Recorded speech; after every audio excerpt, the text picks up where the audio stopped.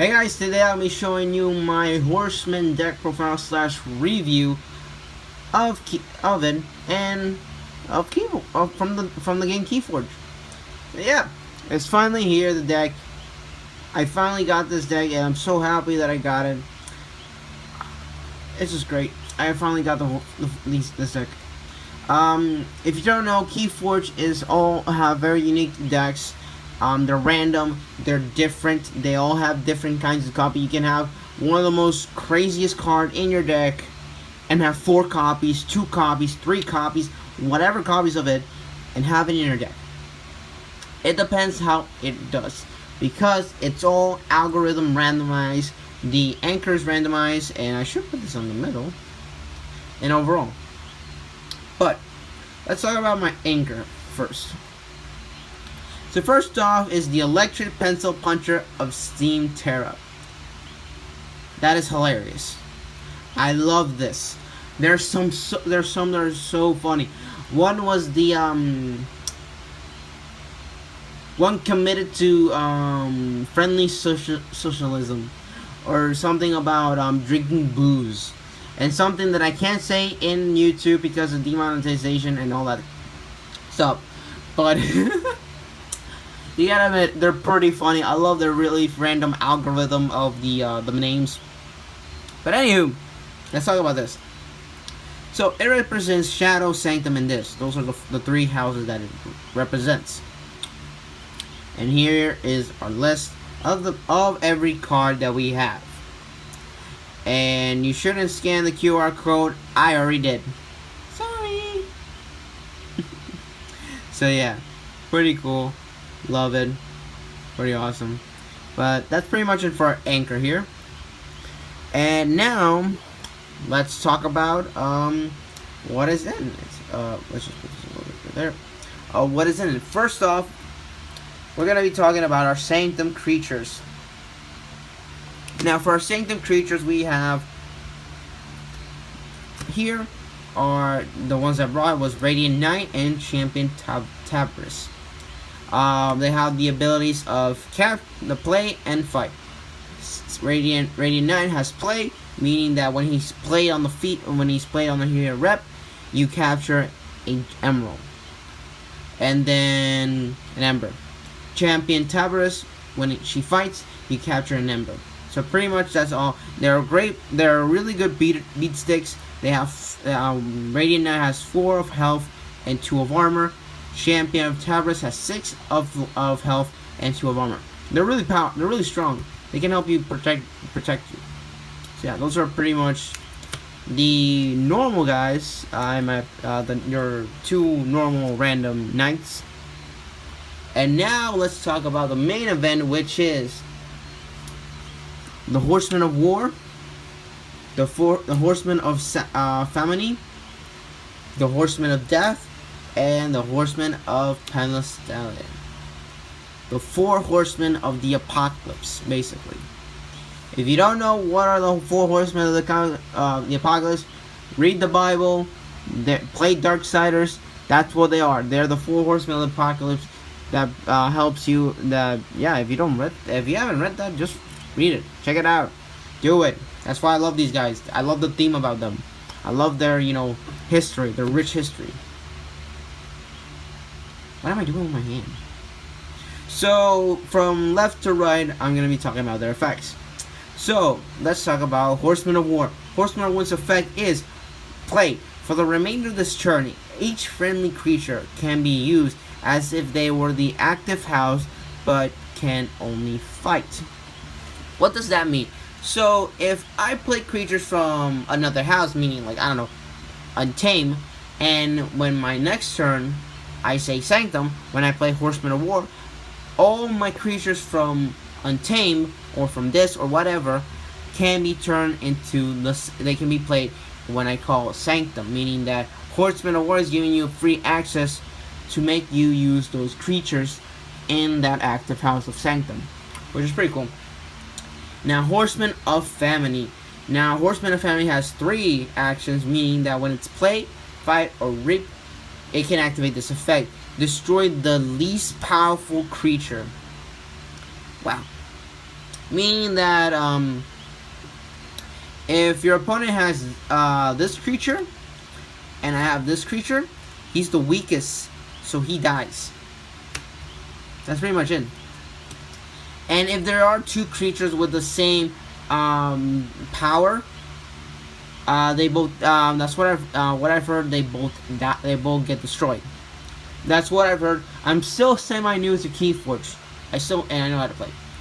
Horseman of Death, which is I think the strongest of all the horsemen, but Palestinian is the strongest I think in the list. Horseman of Death reads: return each horseman creature from your discarded pile to your hand. Wow.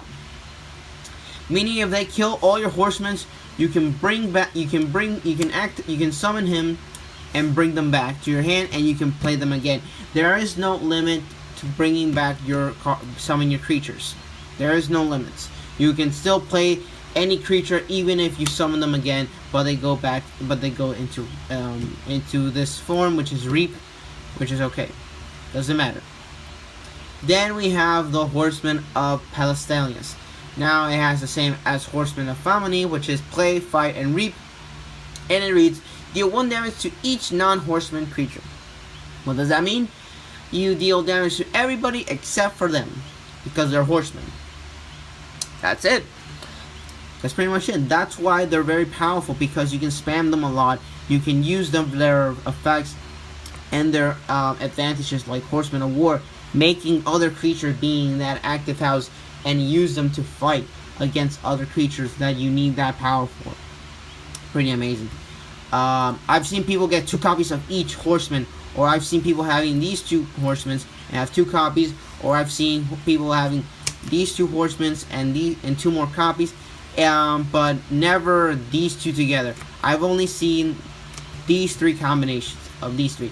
But if you get this horseman, for overall for getting 4 horsemen instead, it's better.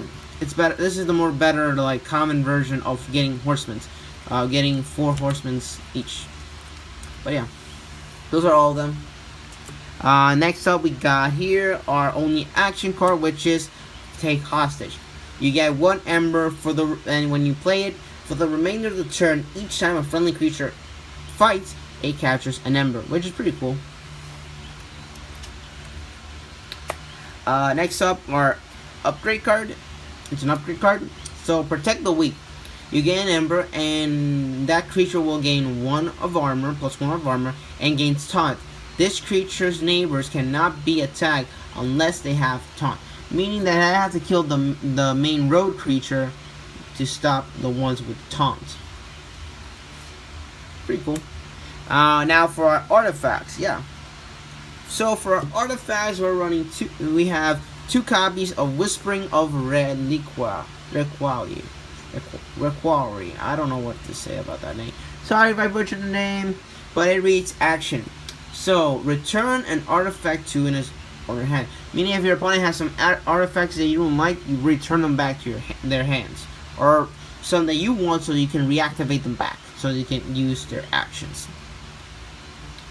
Next up is the Hallowed Bastard, or an artifact, which the action does is heal 3 damage to a creature, and it does look like Mercy's staff. If you don't know what that is, play Overwatch. There's a character called Mercy. She's the healer. That's what it looks like. Come on, look at that. It looks like Mercy's staff. Come on, look at that. I put the Overwatch hashtag this because it looks like Mercy's staff. Come on. Then for our last artifact is the Sigil of the Brotherhood. It gives you 1 ember, and it reads: sacrifice Sigil of Brotherhood. For the remainder of the turn, you may use a friendly Sanctum creature. It has Omni. Now, Omni is like the Void in Magic the Gathering, meaning that if I can use this in any of the active houses, like this, Shadow, or whatever houses, but I can activate Omni, sacrifice this, and use a Sanctum creature that I have on the field, and use them ready in that active house. Which I said this, I can sacrifice Omni, I can choose one of my Sanctum creatures. They can play for the rest of the turn into this house. Pretty cool. That's pretty much all the Sanctum cards. Now we're going for Shadow. For Shadow, we have some pretty cool cards. Now for our creatures, which is not a lot, we have 2 Urchin. I love him. He's really cool. He's a really fun creature. And it reads play, steal 1 Ember, which is fun. I like him having. I like that I have this guy. I love him. Then we have 1 Bad Penny. If you don't know who Bad Bunny is, it's a rapper, singer. Well, that's why it's pretty funny because her name is Bad Penny, Bad Bunny. Get in, get in. This is why I don't have friends. I have friends, don't worry. I'm just making a stupid joke. Next we have Umbra. It has Skirmish. When you use this creature to fight, it deals no damage in return, and it has Fight, Steal, meaning that you can steal an Ember. And then the last creature is the Nobody Thief. Yes, he's the Nobody Thief. It reads, elusive. The first time this creature is attacked each turn, it gains no damage, and the action is steal 1 Ember. And that's pretty much it for the shadow creatures. Now for the actions, it's not that heavy on the actions, but it's pretty cool. We have here these bad boys. You have Pawn of Sacrifice. You get 1 Ember, and it reads sacrifice a friendly creature if you do deal 3 damage to 2 creatures. So it's pretty powerful. So you can actually just take out 2 creatures at once, which is really nice, and you get an additional Ember, which is nice. So we have Relentless Whisper. Deal 2 damage to creature. If it's destroyed, that creature steals an Ember. Nice. Then we have Imperial Trader. Play. Look at your opponent's hand and choose and purge. Purge is like banishing or exile, if you know Yugi and Magic terms. A Sanctum card in them of your opponents. So I did have some problems there because my opponent did not play Sanctum, but you can use the card instead. You can use the card overall, and you can see your opponent's hand, which is pretty crazy overall. And it gives you an Ember for free. You can see your opponent's hand, and basically you can see what houses he can be using. What is his bigger house to use? So what house is he gonna be playing next turn, meaning in your turn you can get prepared for that, which is nice.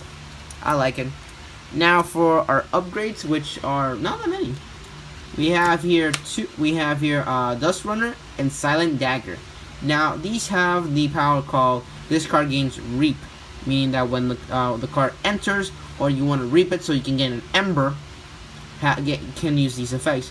So first with Silent Dagger is when you do Reap, deal 4 damage to a flank creature, meaning that creatures from the side, not from the middle. The middle creature on the field cannot be targeted, but the other ones, because they're on the flank, which is left or right side, they can. And this one, when you do Reap, you steal an Ember, which is pretty cool, which is pretty nice. A nice addition.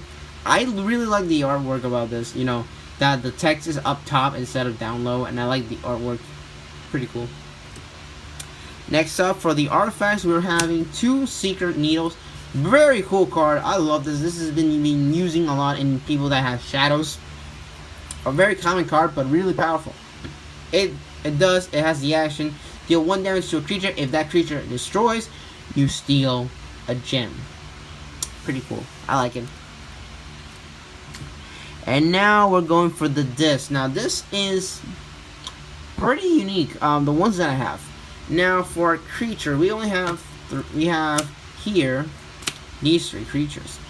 Now we have Overlord Greeking, we have Guardian Demon, and Ember Imp. Now Overlord Greeking has a really cool effect. After an enemy creature is destroyed fighting Overlord Greeking, put that creature into play into your control. Basically, it's a mind control in Yugi terms.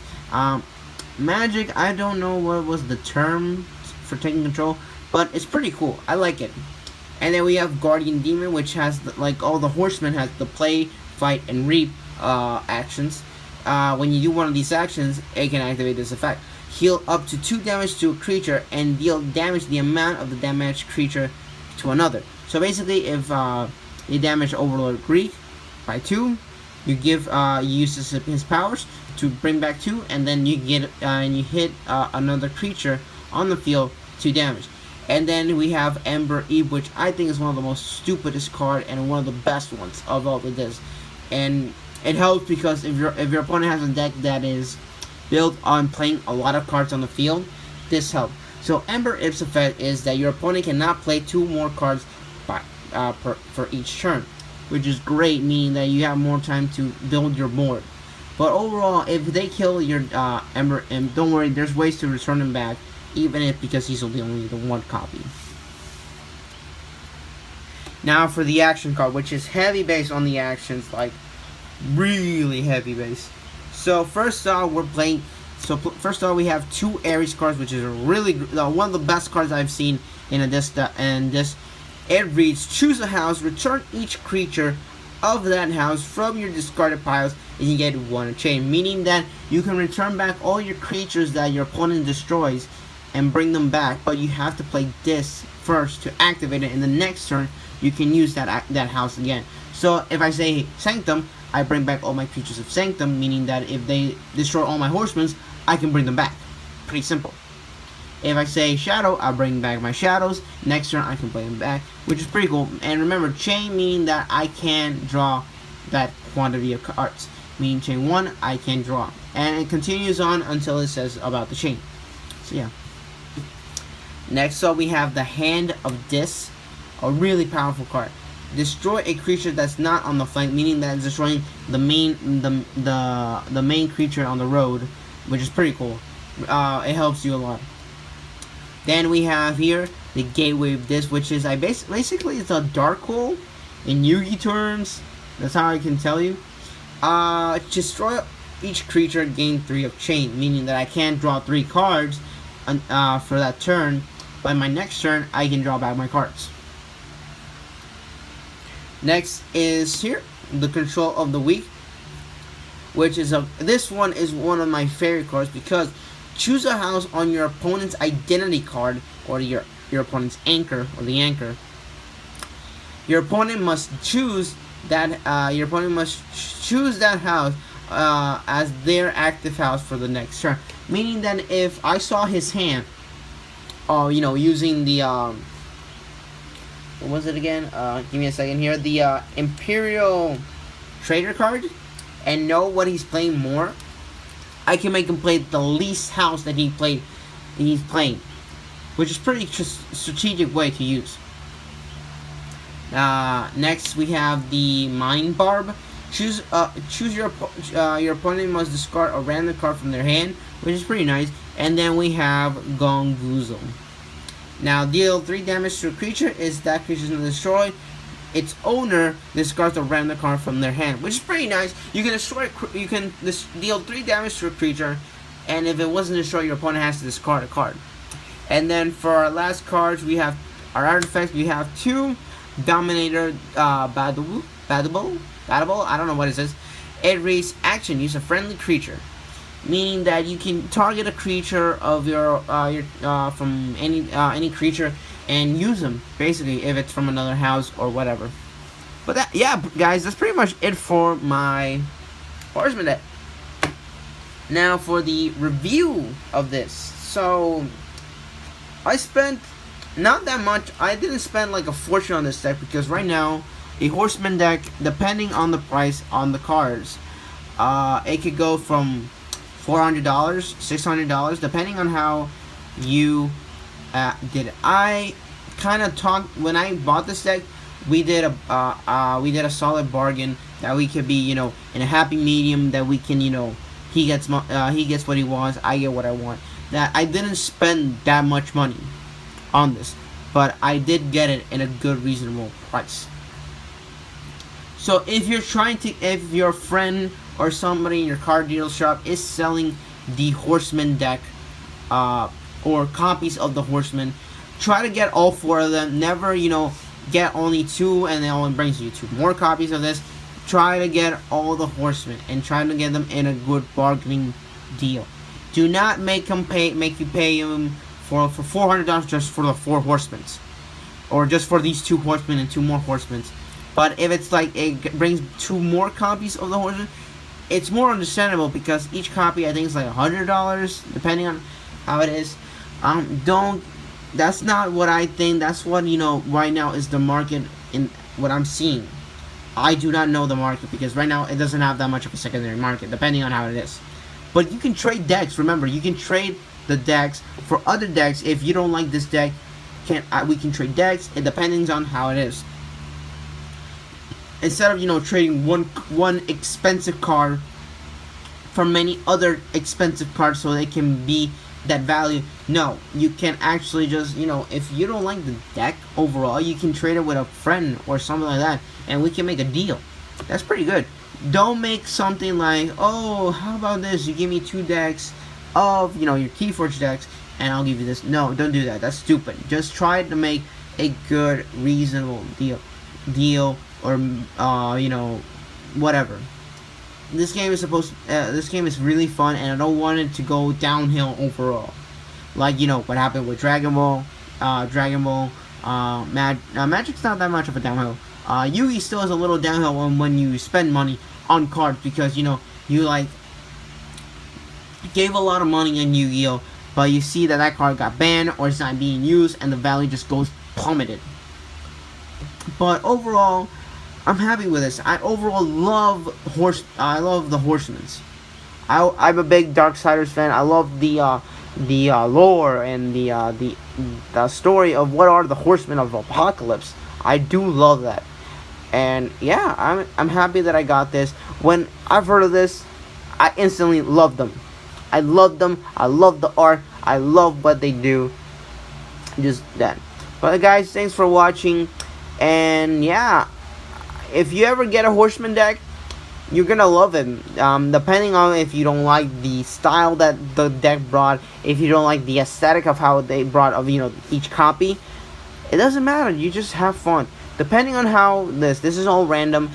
It was just a luck that a friend of mine had this deck. Not a friend, some guy here in my community of Keyforge had the deck and sold it to me, and I could bring this video to you guys. And yeah, I hope you enjoyed. If you like this, like, comment, subscribe.